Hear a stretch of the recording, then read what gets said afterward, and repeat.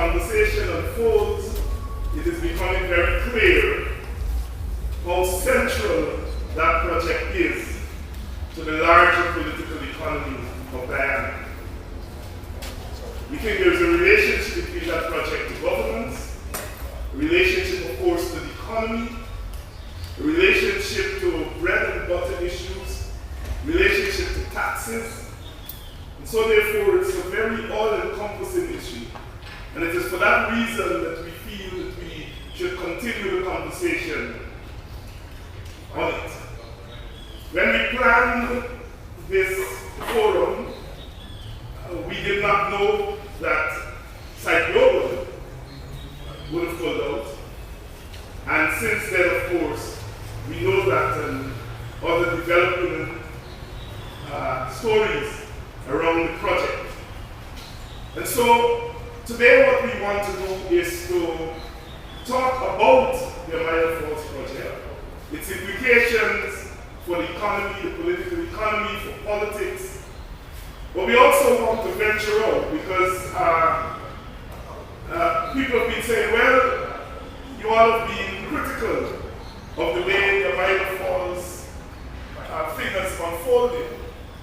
But what is it that you have to put on the table? The opposition is saying,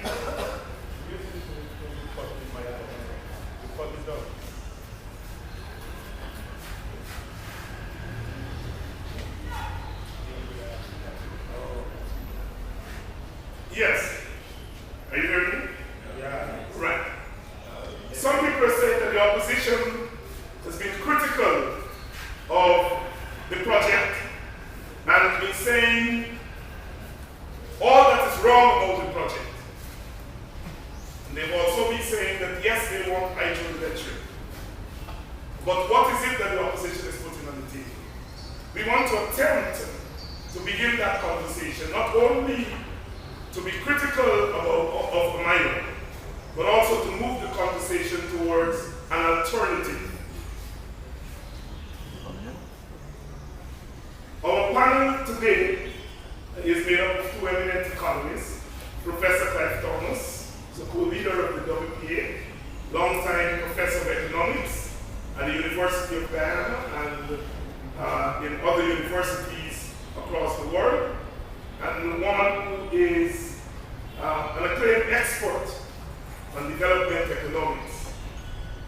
Mr. Carl Bridge, who is a member of Parliament from the Partnership for National Unity, member of the PNC, himself an economist, former finance minister, former lecturer at the University of Guyana, and former international public servant working with international and regional organizations. So we have two people here this evening who are well qualified to lead us in this conversation. And I keep stressing the conversation because we want to leave enough time for discussion from the floor so that it's not a lecture as such, but an exchange of information. I want to, again, welcome everyone. I want to welcome the media. I want to say a word here that the media are important in terms of what we are trying to do to raise consciousness in the society about what is happening at the level of governance. We know that part of what passes governance today is a kind of behavior that is shrouded in secrecy and spitefulness and I pass. And it is incumbent upon us as part of the opposition to be able to counter that, to be able to push back against that. And one of the ways we can do that is to meet as we meet here and to engage in discussion. We noticed over the last couple of days, for example, that two persons who I understand are very good friends have weighed in on this issue. One has written an open letter to Dr. Thomas and Mr. Brilliant and Mr. Ram and Mr. Gaskin, what we notice is him. And then another one lady yesterday that talked about all kinds of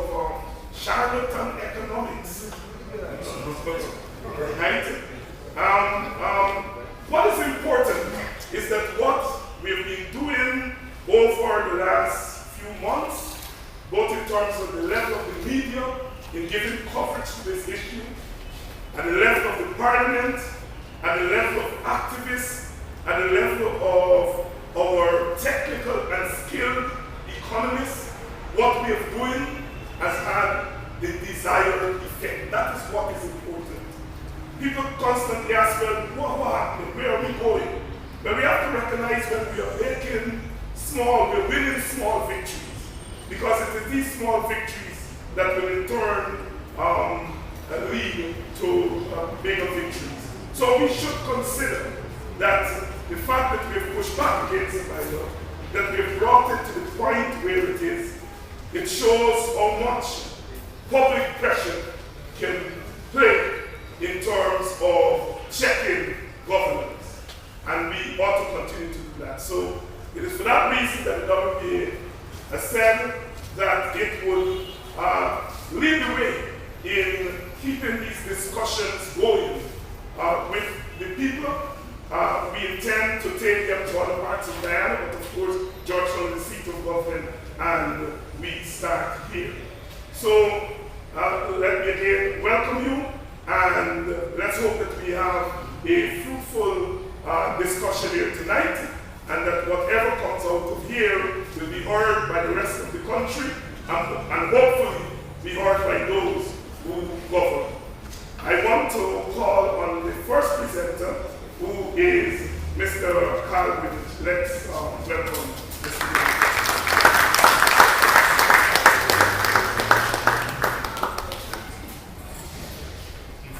Thank you very much, David. Ladies and gentlemen, I think we're going to do. It's important for a number of reasons. The amount of money that is being spent in Amaila makes it very important. And of course, the fact that it is part of an investment program means that it is part and parcel of an approach to economic decision making, and most importantly, economic planning. A number of questions I know have been aired over the years, so I'm not quite sure where to start. So what I will do is give you, as briefly as I can, a picture of the key issues as I see them. I'm very much aware that CY has a document that is available to you. So I will try to focus on those things that I suspect that he may not spend a great deal of time on to begin with. Let me say that, first of all, I want you to remember that the Parliament has a role in the Constitution, and the constitutional role of the Parliament is to ensure that legislation, the broader policies surrounding legislation are in keeping with the wishes of the majority of the Parliament. And in addition, the role of the Parliament is to hold the government to account.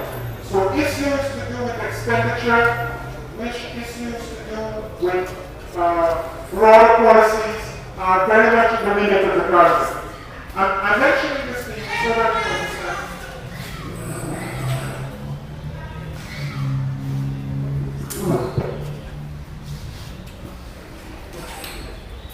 Okay, I'm mentioning this thing so that you understand, because I think sometimes people confuse the role of the executive and the role of the legislature. The role of the legislature is to formulate policies, but those policies and the legislation underpinning them are supposed to be passed by the Parliament.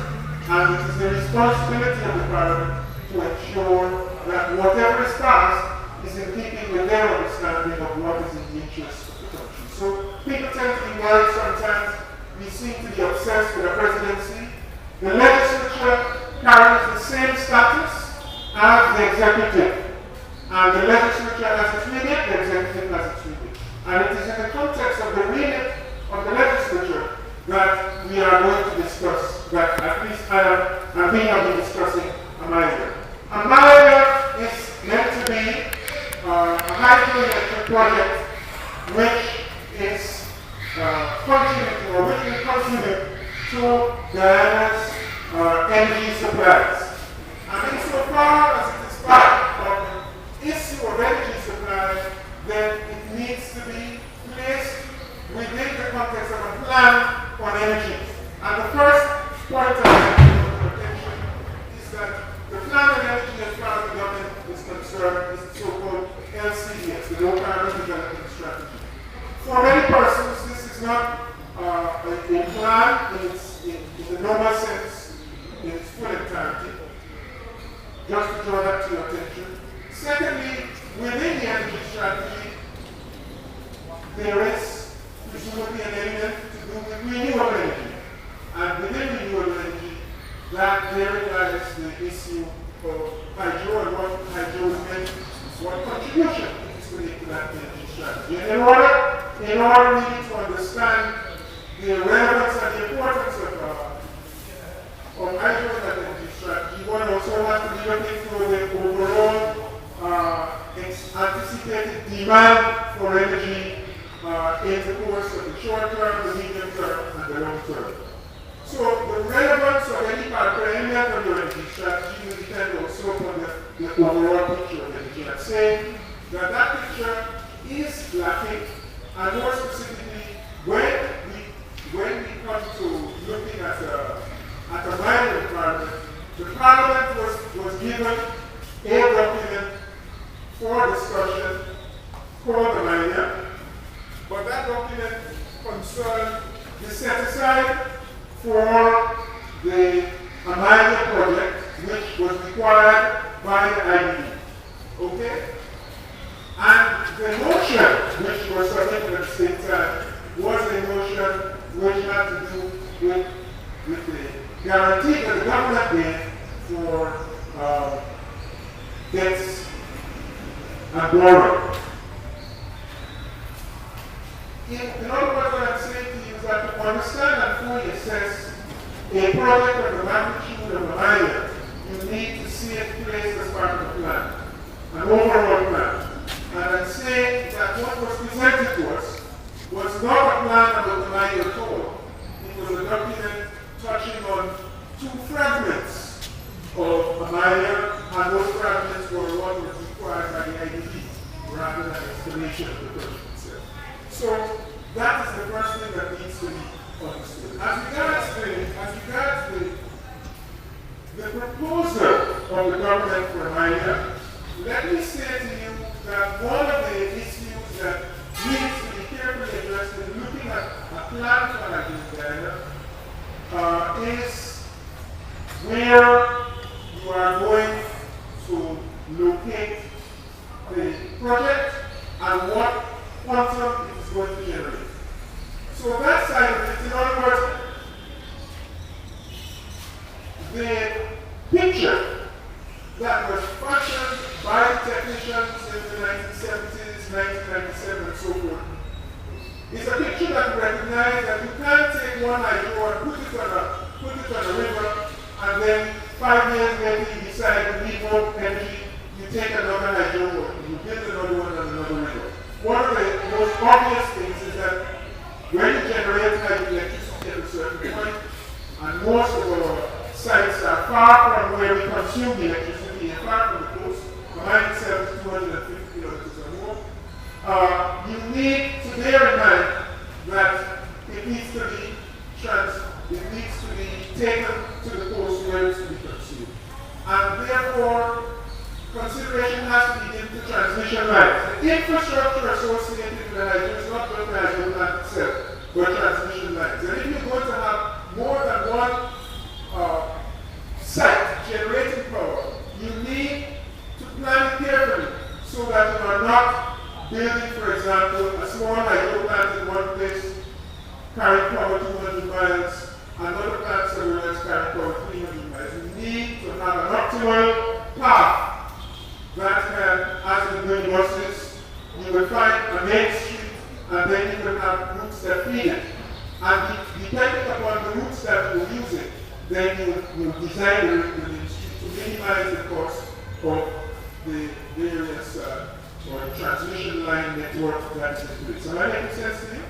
And say The infrastructure is very expensive, especially because the power has to travel through areas that are large and inhabited cafeteria lands and so forth. In the case of the Amaila was conceived as part of a small network of hydros based upon the river basin of the Katara. One could use the Mazaruni. The Mazaruni, where Upper Mazaruni hydroelectric project was, has by and large very much bigger hydros. One assumes that bigger the hydro, the chances are the lower the cost of delivery of electricity, because economies of scale are associated with the larger hydro. So it's better usually to live a little more rather than smaller. But for a variety of reasons, including political reasons and raising the capital in the first instance, we have moved in the direction of medium to smaller hydros. Doing medium to smaller hydros, it becomes even more important that you do them or you build them in a cluster in a way that will minimize the transmission costs. At the same time, in putting the cluster of hydros together, financing and the availability and the timing of the availability of hydros are a consideration. So normally when you do these, you will try and start with one hydro and you will add to the capacity. You will build a network of 4. Let us say you anticipate that you will need 700 megawatts over 50 years. You may start off with one, like Amaila, with let us say 165 megawatts, and you will add others after 3 or 4 years until you meet that maximum level at which you anticipate the demand for power will flatten out. You notice that the discussion and the debate on Amaila has taken place around Amaila alone. And that is because, whilst the government hasn't submitted a single project that is all-encompassing Amaila, the discussion is taking place on Amaila alone. Meaning that there appears to be no plan as such for the development of the river basin and for Amaila to be part of a network of hydros that will ensure that in the end, the amount of money spent on the hydros and on the transmission is the minimum amount necessary. I just want to make that point. I believe that we can talk about the calculus, but it has to do with the planning framework. In other words, we become accustomed to this country, especially over the last few years, to a sort of ad hoc arrangements. Somebody wakes up in the morning, somebody travels someplace, they come upon a Chinese or a British investor, or better still, a friend comes along and has an idea for a project to adopt it and pursue. That is usually not the most beneficial way of proceeding on this business. Okay? So, this is the story, and that's part of the story of Amaila, that it has to be passed within the context of the development of a system, a network of hydros as part of a bigger program of power generation, which is matching our need for electricity for a variety of things. Okay? So what I'm saying to you is that total cost of the project matters. And if you look at the projects coming on stream in Colombia, Jamaica, some of the figures that were in the papers, you see figures in the region of $2 million per megawatt. Guyana, it is 5 and rising. In the United States, if you look at the Department of Environment and you look at the figures they have for hydros built post 1993, you will, even for the small ones, you see figures that on average are relatively small, 3 and 4 million kilowatts, megawatts, dollars per megawatt. If the project is more expensive than it should be, then it is going to be a burden on consumers and taxpayers in general. The other issue is this. The manner in which the government traditionally goes about all its investment projects are these. One, they are random, as I just explained to you, either somebody needs somebody someplace, or or it's a sweetheart deal. You know, one of the men that Dr. Hines mentioned is asking questions in the letter. He should be ashamed to be asking such a question because he is one of the beneficiaries of the sweetheart deals. What am I talking about? I'm speaking of a system where the government refuses to put in place a proper arrangement for procurement. And therefore, friends, relatives, and others receive contracts. Side will argue that it was not a friend who didn't receive a contract, but Side received the contract through Motilal. Motilal received the contract through. Thank you. And the contract that Motilal sought to fulfill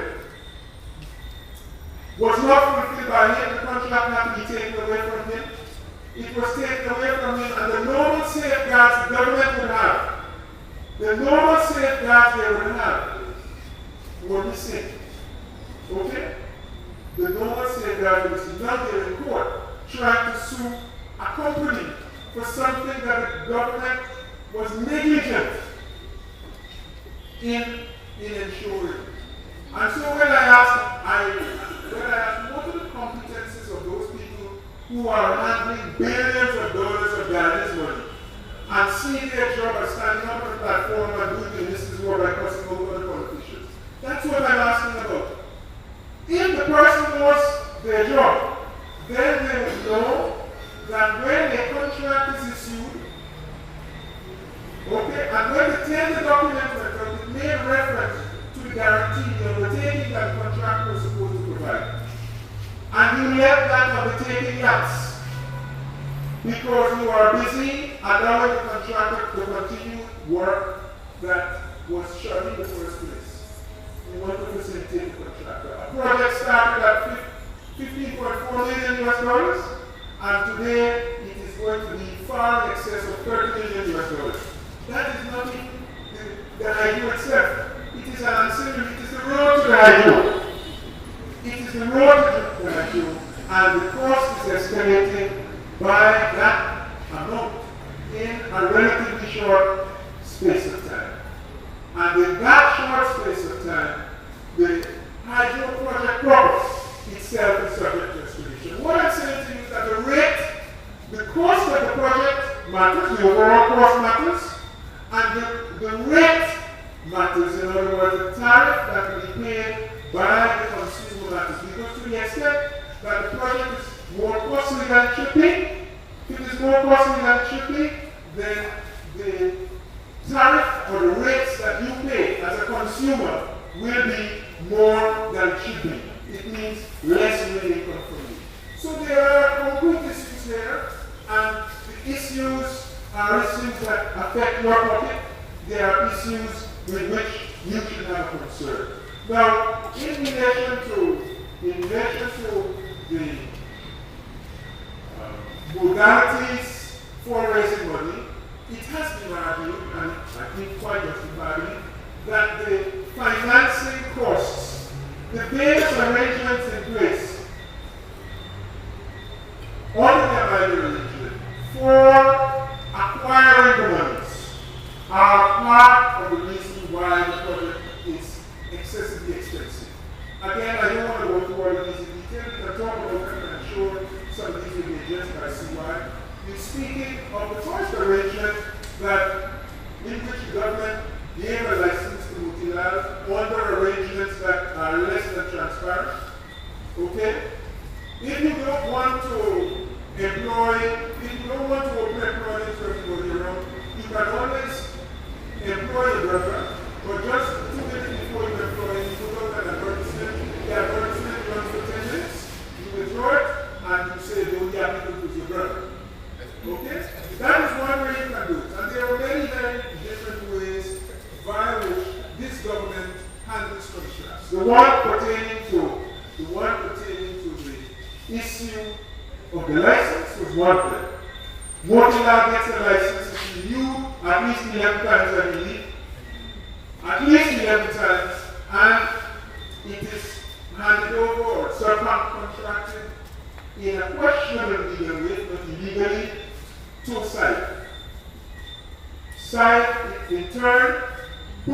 a package in which it is supposed to be a build, operate, and transfer arrangement in which all the risks are carried by the private business normally. They will ensure oversight of the construction. Site looks at China Railway. Of course, we don't know what China Railway is selected.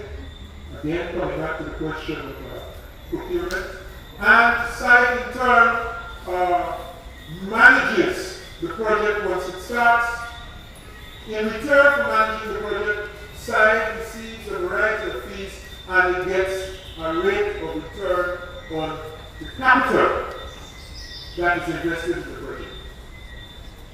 It has equity in the company that is established, and in return for that equity, it has members on the board of the company that runs the generator, that manages the hydro and delivers the electricity to Sapphire to London. Site therefore plays a very, very key role. There are a number of questions over the returns to site. There are a variety of sources of income that site will receive. But of course, the one that is attracting the greatest attention is the one that says they will be guaranteed a rate of return of 19%. 19%. Now, you know that that sounds a little high. The truth is that it is unusually high, but in a country where the minister boasts that his policies are so good that investors are rushing in order to come in with money, this really is inappropriate because the rate of return sought by the investor here should be on the lower rather than the high. And it is on the high. In India, one of our colleagues has brought to our attention, the authority responsible for setting rates of return on hydro and on electricity in India, in the current phase, has a rate of return of 15.5%. In the last period, it was 14%. And we claim to be amongst those countries that are most attractive to investors, very attractive and very safe, with investor-friendly policies, then we should not be at the level of 19%. But in any case, what we say is that if it were a build, operate, and transfer arrangement, you wouldn't have, in addition to guaranteeing that sort of rate of return and a series of other fees, you would not be hustling to provide a government guarantee, which, whilst the guarantee itself is not there to the extent that GPL or the Amaila hydroelectric company fails to honor their obligations, then the government and therefore the taxpayer will be liable to make up that shortfall. Okay? So that is another dimension that has caused controversy and is the source of concern. The issue of whether or not these are reasonable concerns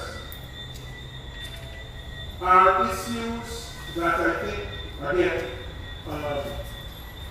in any country, you have a major project like this, it is going to attract attention. In Brazil, there is a controversy right now over a hydro place called El Monte. And the problems there concern the cost of the project, the social cost of the project, the disruption of indigenous peoples, and so forth. And nobody regards those who are asking the questions as either unpatriotic or treasonous persons. But in Guyana, it seems that you don't have a right to ask whether you're a parliament, and especially if you're not a PDP supporter. But the point is, it is all of our money. It is all of our money that is going there. Even if it isn't taxpayers' money right now, it is to be the money of the consumers. And therefore, it is an issue of great importance. It is an issue of great importance to us, and therefore we have to be cognizant of the fact that these monies need to be spent in the best manner that they might. Why is it that we are not satisfied with the guarantee that the government gives? Well, we know at least one of the persons who is arguing and claiming that the price of electricity to the consumer will come down, and himself been arguing to the cabinet only a few months ago that the project was badly conceived and it was nonsense. The same person is swearing to us that the price to the consumers will come down. Let me just say a little on the price to the consumer. First of all, when the Prime Minister and his colleagues speak about tariffs and the reduction in tariffs, bear in mind that almost all the time they're speaking of the price of generating electricity from the hydro. The hydro company sells electricity to GPL. It comes to GPL, they're spending, let us say, $100 million US plus a year on electricity. GPL handles the rest of it. What they are prepared, certain side and IDB are prepared to say is that they expect that the company will be able to deliver electricity to Sophia and Linden somewhere in the vicinity of 9 to 11 US cents per kilowatt hour. But there's, as they would say in another context, there's an elephant in the room even as we're having that discussion. Because once they will deliver that electricity to these places along the transmission lines, electricity is distributed to consumers, households, and businesses, commercial agencies in Ghana via GPL. GPL has to be one of the most inefficient entities in this region. Okay? The losses associated with GPL, in other words, when they receive 100 kilowatts of electricity, before anything else happens, and they start anything else, something like a third of that electricity, 31 or 32 kilowatts are lost. If it's lost, somebody has still to pay for it. It is the consumer, and more recently, it is the taxpayer. The question is, who is willing to say that when GPL receives the electricity from the Amaila hydroelectric project and passes it through GPL system, it is going to be delivered at a price lower than you are currently paying. Nobody, except the PDP politicians, is prepared to give you that on the table. Right now, the IDB is not prepared to give you that on the table because it has itself not completed economic feasibility. And it has not completed negotiating with the government the things that have to be done to GPL to make it deliver at the price that they anticipate. But we ask them, why do you feel that having supplied 10 million US in the last 5 years to get GPL more efficient and to bring down these commercial and technical losses, and having failed to have the losses brought down significantly, why do you believe that a technical assistance program of 5 million in the next 5 years is going to do what the 10 million did do in the last 5 years? That is what the IDB is discussing with the government right now. Our comment to them was it would be more appropriate for you not to think about fixing GPL or replacing it altogether. We said to them it needs to be replaced altogether. For those prices to come down in the way that should follow from a cheaper supply of wholesale electricity, first of all, the management of GPL has to be depoliticized and they have to be made more efficient. But the management of GPL is also intermixed with the management of NISL. The chairman of GPL is Mr. President.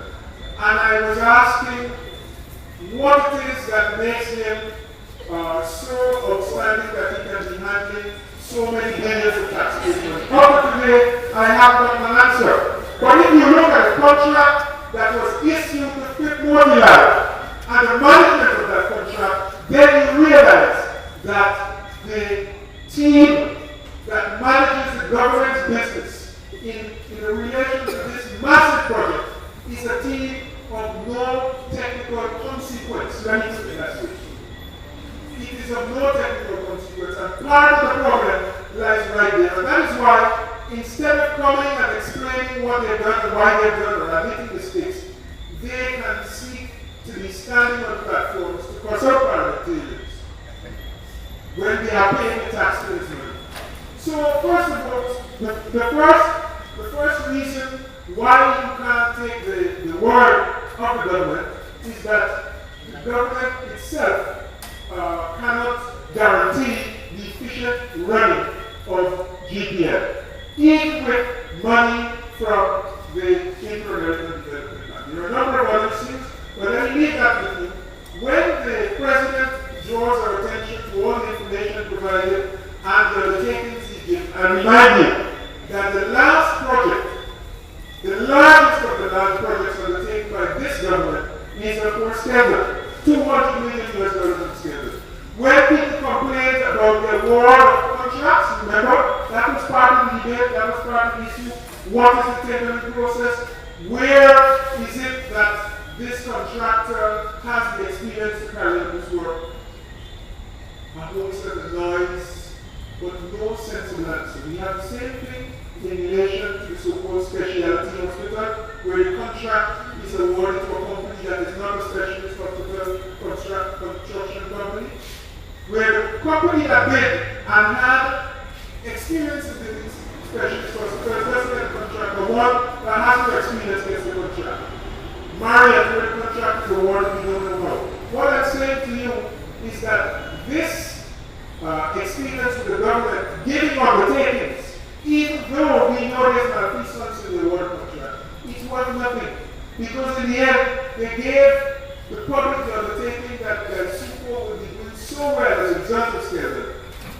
Yesterday, I believe, or day before yesterday, the President made reference to the fact that there's going to be a turnaround soon. And to near yesterday's paper, we see as what the saying, the plant has even started grinding for this season. We saw a report saying that we started grinding. So I don't think what I'm saying is that the word of the PDP politicians is not worth anything in the context of this project. It is too big. It is too big. And it is in that context that one needs to be able to point to a road assessment and an independent assessment before we can embrace any a project of this type. So, just to close, what we are saying is that in relation to Amaila, it isn't that one has a problem with Nigeria, it is that one has a problem with selecting one project without putting it as part of a program for the development of the river basin upon which it is based. You will know that Prime Minister and I have been in exchange in 2011 over the Brazilian offer to build a 700 megawatt plant at Tibuku. That is what Mazuruni. If indeed that plant and that plan is to go through, then the whole question of the alignment of the transmission line again looms large. And you seem to be proposing that you might develop independently two river basins.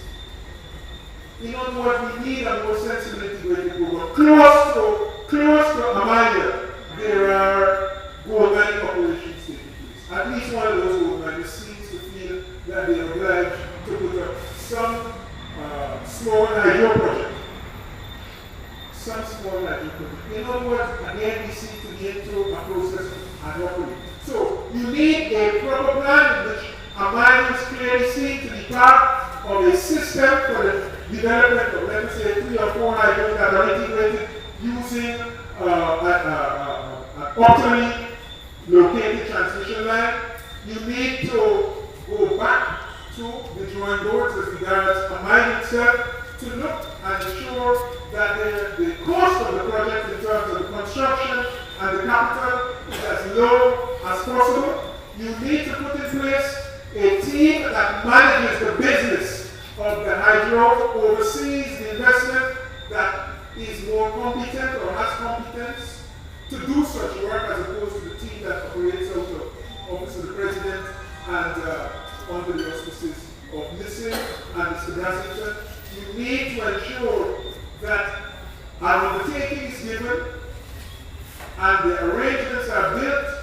into the framework in such a way as to guarantee lower prices to consumers, including Indian consumers. You know, they're silent in that regard, and there's always been a plan on the part of the government to raise the tariff. And whilst they're saying, yes, we guarantee a reduction in tariff, not a word to say that that will apply to all the consumer areas. Okay? So these are some of the elements that should characterize the plan if Amaila is to receive the support, certainly and I think it should warrant approval by members of the public, such as yourself. That is, in a capsule, some of the issues and an attempt to give you an idea of where it is one would need to go in the future if this project is to be one that attracts our attention. I hope it makes some sense to you. Thank you.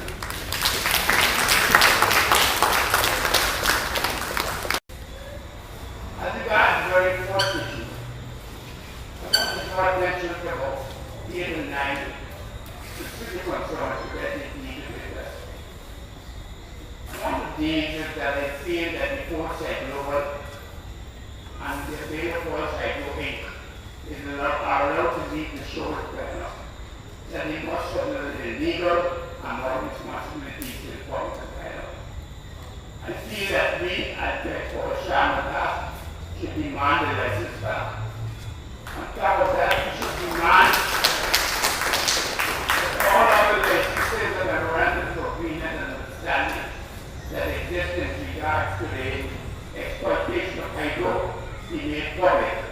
And that I hope the members of the parliament will make that demand immediately.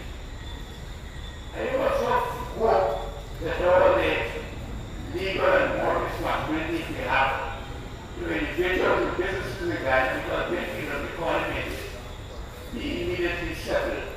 And I stress in particular the fact that a citizen of Sparadamo scheme is Pheasants, and the aircraft will work for Amaila Hydro in the access roads, and a plane falling in the house, and the date has not been given that any serious attention in terms of finding a place to live already represents the what they suffer. I drafted a letter which I hope that Mr. Donald has taken as a parliament period is relevant to discuss today. But she's only an example of when people call to say that they certainly did this, that the way of course I go income in set global, have to guide people and guide businesses to see what would be urgently attended to and would not be allowed to fall on authority cracks and not attended to. The second point I want to make and draw attention to is the one that Mr. British just made, and we can talk about that after. One of the main points I made in the study that you get is that the Amaila project is fundamentally misconceived, is misconceptualized, and is specified. It should never be a standalone project. The Maderonia Main area is an adjacent geographical mass involving adjacent to the valleys, and was never intended this to be exploited for hydropower in a standalone manner. Because the diversion of Chichi in the south would be able to bring together most of the possibilities that they will. And I feel that this needs to be borne in mind because there is a way forward. The second belief that we need to generate over the medium term, the long term, between 1 to 4,000 megawatts of power from hydro. And they would offer 165 megawatts. And that would not have been enough to satisfy the demand that would face GPL by 2019. And I cite that in science study that is roughly required, and I quote it directly from the medium-term plan of GPL 2014 to 2017. The third point I want to make is not going to be a very popular one. I think it's a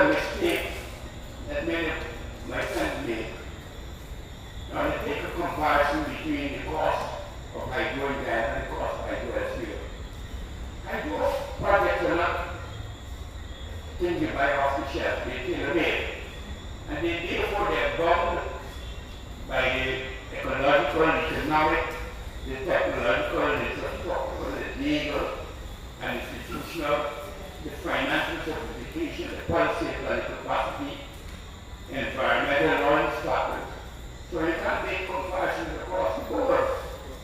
And any case, making comparisons like that is the most basic of all economic policies that I can see my students here looking at the way. Because the country can produce everything cheaper than you, and you could still have a comparative advantage.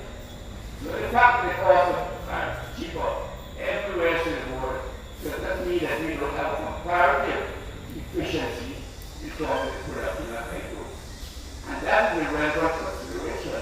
The comparative efficiency. So the best argument for and against Amaila, the best argument for and against hydropower, is really the stronger argument compared to the opportunity cost of doing other types of hydro and other facilities within Ghana.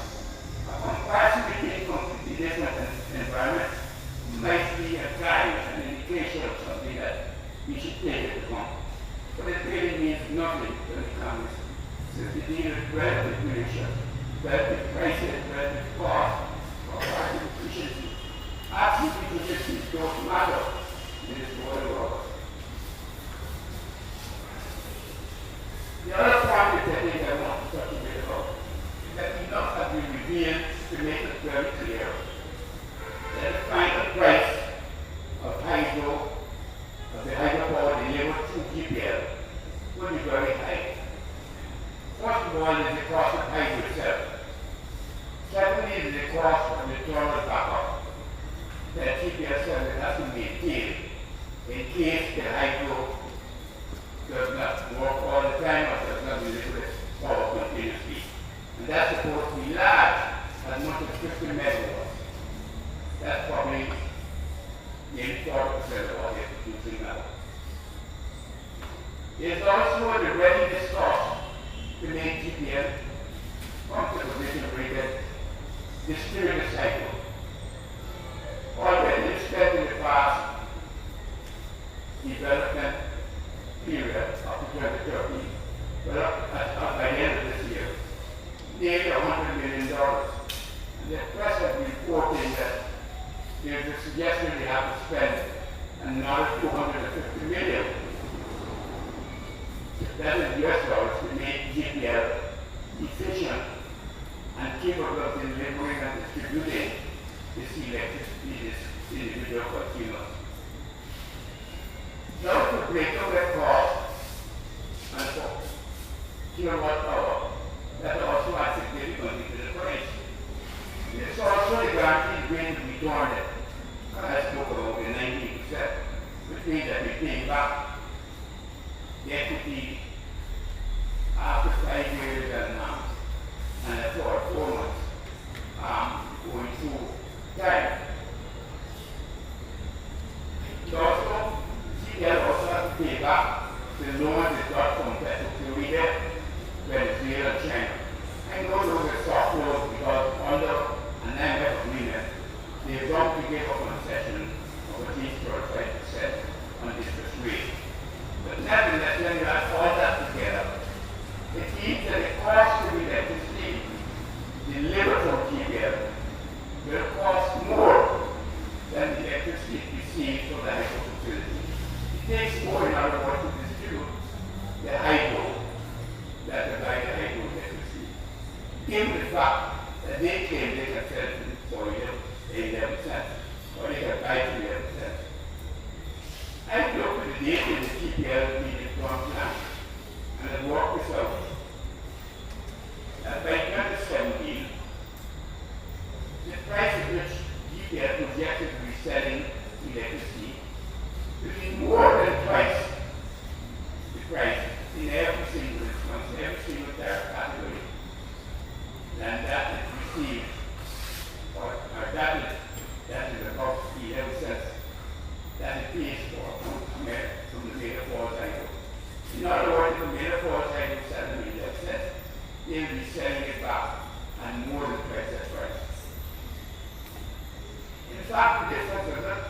average that the government said from 20 to 40%. Based on TPL figures, the average is about 23%. And that is assuming that they can keep it at 11 cents. And that is really the question right.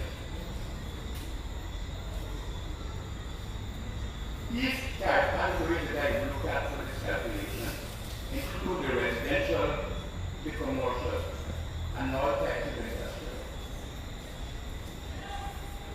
The other specific issue that I want to touch on is the cost of the project load. I think it's extremely excessive. 8.5% interest on what time for 20 years that is shown in the paper that we used to buy.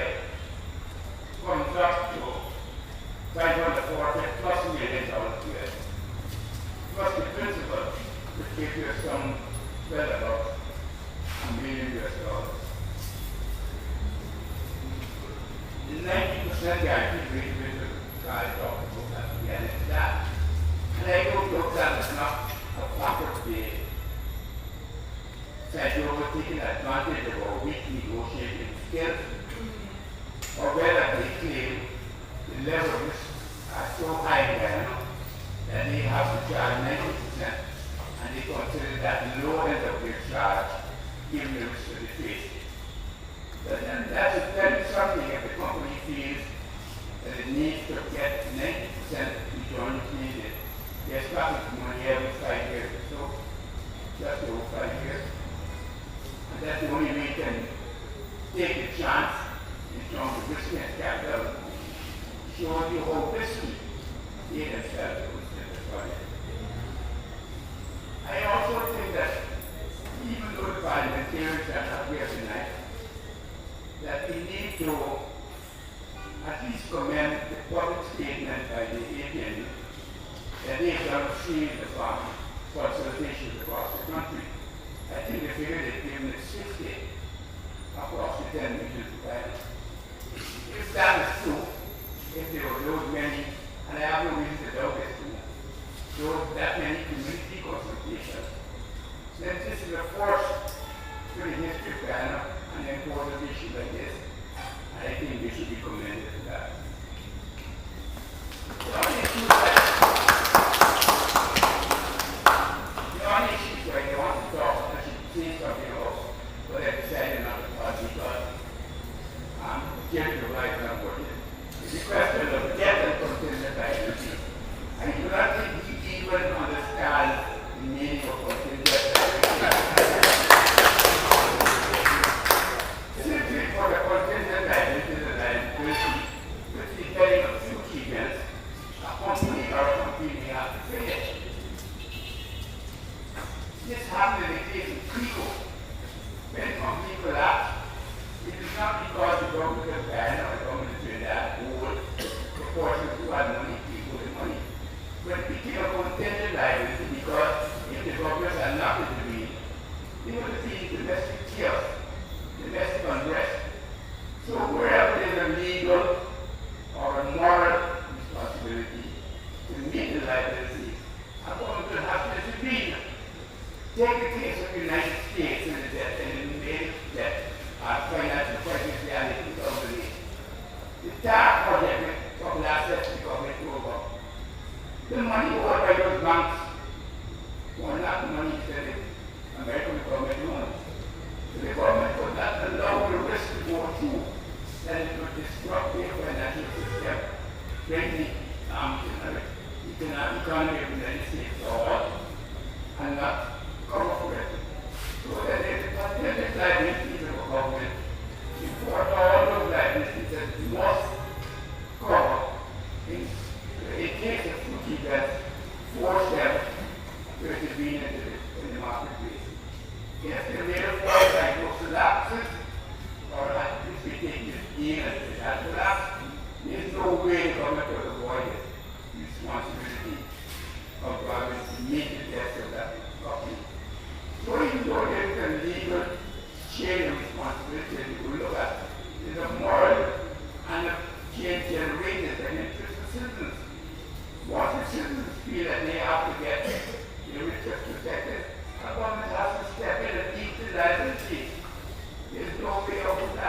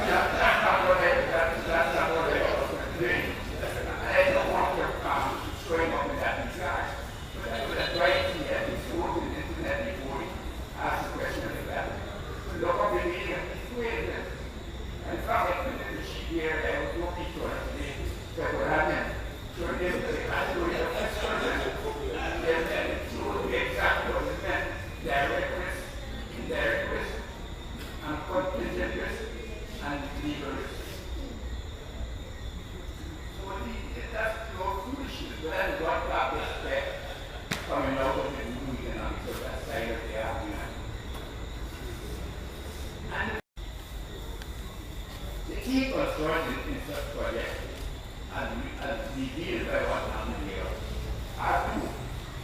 First of all, the one that we haven't talked much about, resilience and sustainability of the economic ecosystem where these projects are located. The second is the market structure of the electricity industry. We have not discussed that at any length in Ghana. But it's clear that if you look at Ghana, you have a mix of monopolistic state utility. You have consumers, and you have to consider their willingness to pay, an issue of consumer choice. You have a regulated enforcement regime set by the government. You have the bottom-up concerns of citizens like us who call it for more transparency, sustainability. And all these interests are conflicted.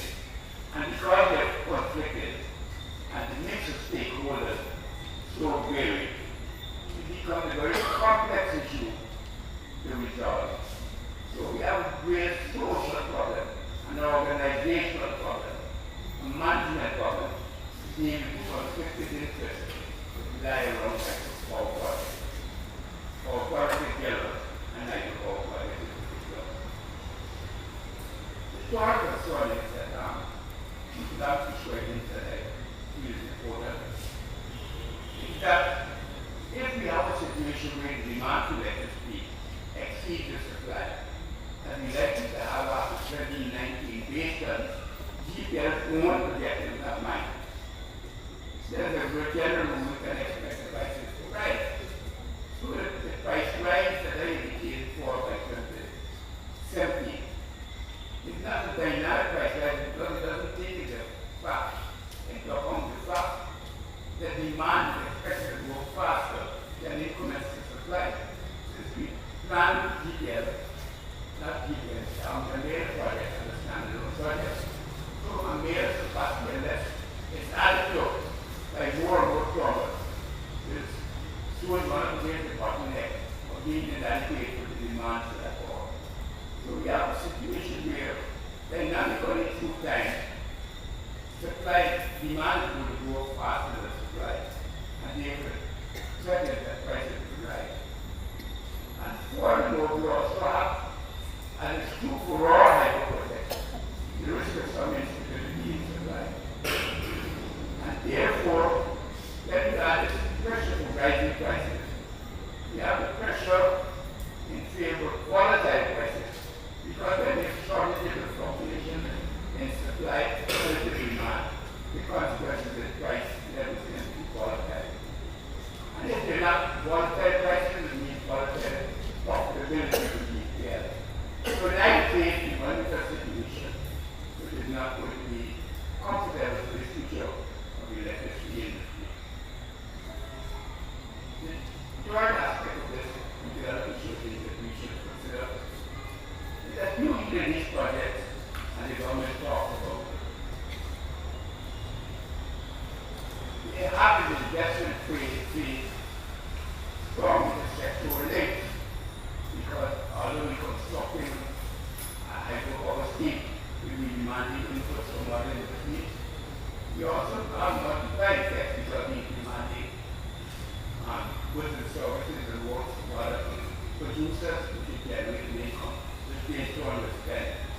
So the question is, if you look at the contract carefully, it does everything that it can do legally to defeat the investment code plan, which requires them to use local materials, local businesses, local labor, and local professionals.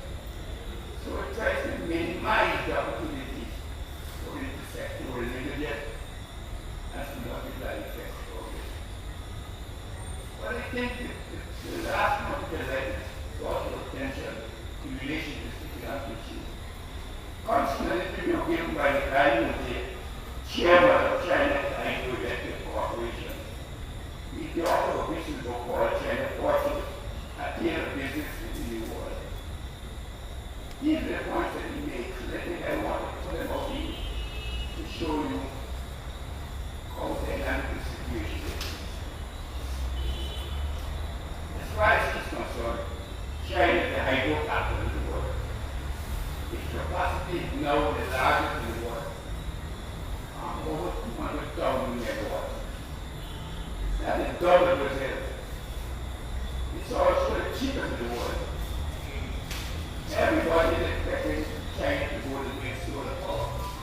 But he said that it would be lip service. That in fact, what the government will end up doing, that they like it or not, because there's businesses that going that way. Because hydropower will become the power of the future. He joins the hydro, he says, are far greater than the joins for any other power inside of China. And moreover, compared to anywhere else in the world that has been invested, it's also far greater. And legal rates of return, for example, on equity are 13% in China, and the world average is only 17%. Hydro costs, as he puts it, are made up of four basic elements: construction costs, no matter what, the annual operating costs, the capacity utilization, and tariffs with the cost. The average cost in China is 1.4 million US dollars per megawatt. Everywhere else is at least twice or 4 times as much. What in fact limits the amount of hydro they can produce is the number of hours the project produces power, and that is a function of two things. It is ultimately the hydrology and the terrain. It has nothing else to do with it other than those physical features.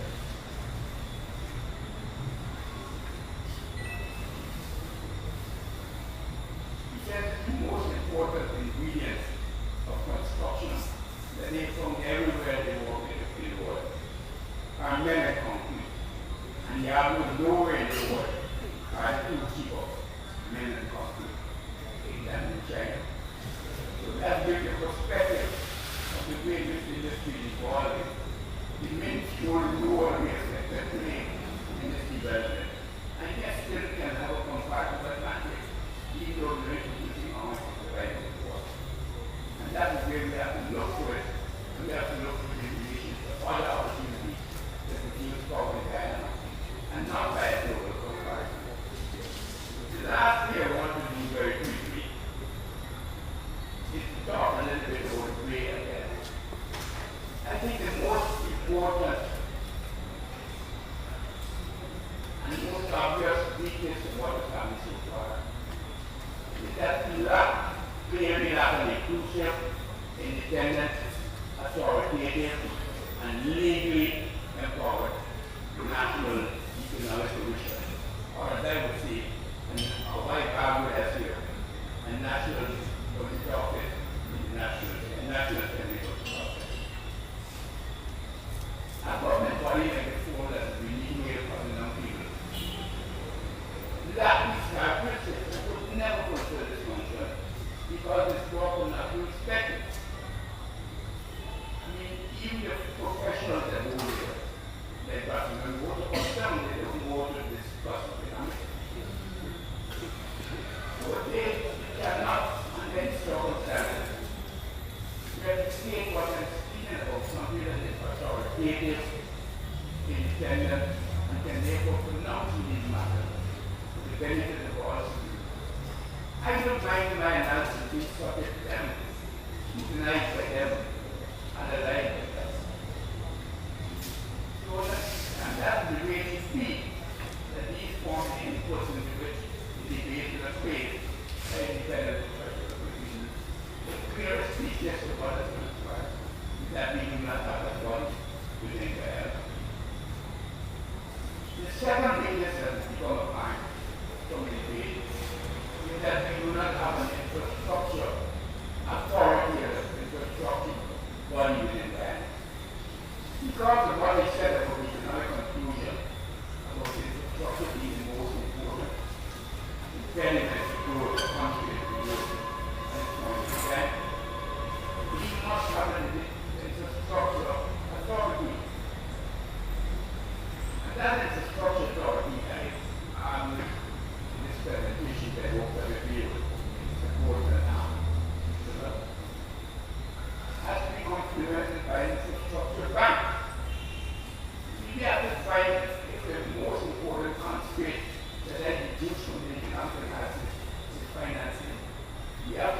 means of alternative financing of infrastructure project development.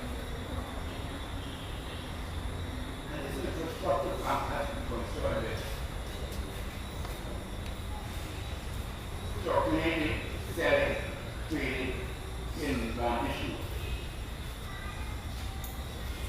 Of course, you can't start with infrastructure funds in the market. There were a lot of companies that we work, including reforms in market policy, essential scheme arrangement, legal regulatory framework. But it also means that we have to promote a secondary market for infrastructure bonds. This type of financing does not rule out the others that we talked about, I'll talk about so far.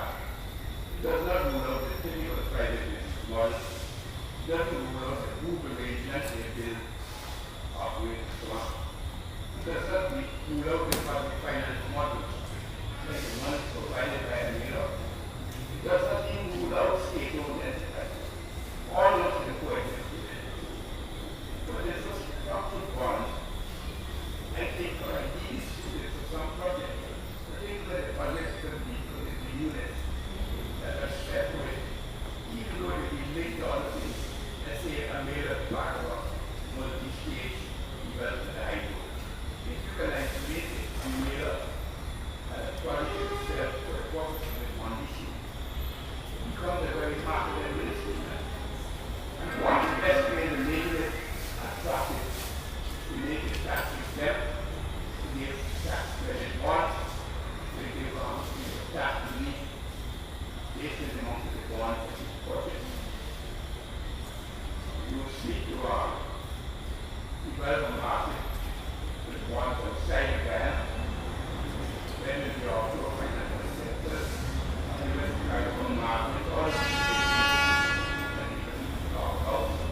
Or you might even seek to get financing to a regional development bank, like CCD, which is the example of the IDB, I think when you consider this topic, say global capital related to this project, equity capital is $157 million. That is just 5% of our GDP. About 5% of our GDP and so the scope we have for doing this is considerable. I'd like to end by reminding us of the experience that we had with that super. I don't want to repeat my geographic here, but what we should recognize is that when it comes to hope, planning is scaling and state is possible. At the time, that investment was also equal to 30% of our GDP. The government at the time was also boasting that you need 10% annual growth of GDP. That's what they're doing now. And you saw what happened in the guys before. They're producing less Europe at a higher cost. So that is no secret. So we can't expect anything much from the promises of hydropower to Amaila. And it's going to lead to 10% rate of growth. And then it's going to be slowly coming from the last year of GDP. All that turned out to be of no consequence in relation to that growth. And I am sure that we